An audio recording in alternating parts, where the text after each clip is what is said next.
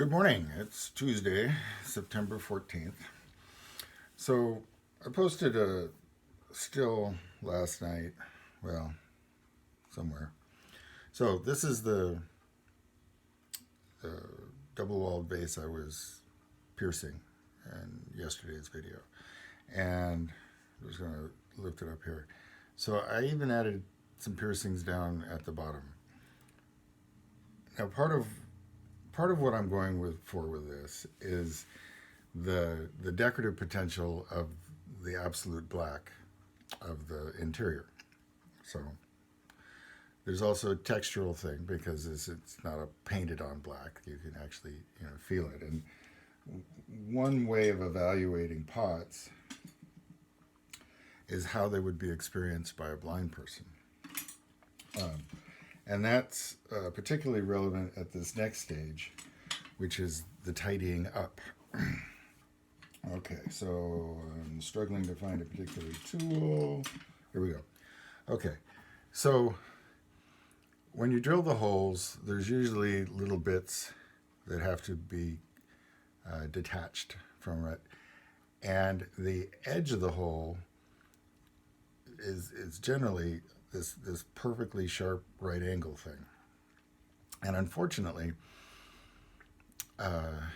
glazes don't do that very well. So what I have to do, what I choose to do, is I'll get a loop tool like that, and I'll just do that to bevel that right angle. Okay, now in the case of the larger hole, I may need a larger loop, but okay, so that's enough to clean up that, and the glaze will adhere to that better than if it were a right angle. Now, there's also a bit of mess on the inside, and so you end up doing a whole nother stage with a needle tool, cleaning out the inside of the hole. Now, the glaze issue is not so much a relevant thing here. What it is that they're little bits of clay that you want to break free.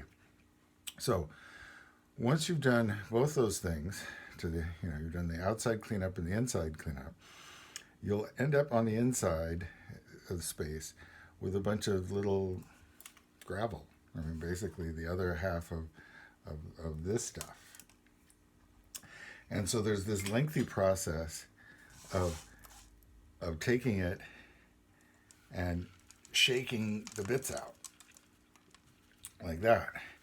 And occasionally you'll see some of it stuck in a hole, and then you're like upside down with the needle and so forth. So yes, there are reasons why I don't make a whole lot of these.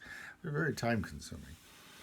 But they're also fun, particularly if you can have an audience when you're using them, because of course here's this thing shot full of holes, and I'm going to pour liquid into it to support the flower arrangement, and the liquid does not shoot out. It's magic. And I don't know, some people find ceramics magic all the time, but mostly it's very practical. So it could be fun to have at least one project every now and again that's magical. So again, I will not bore you with the actual minutia of cleaning up all these holes.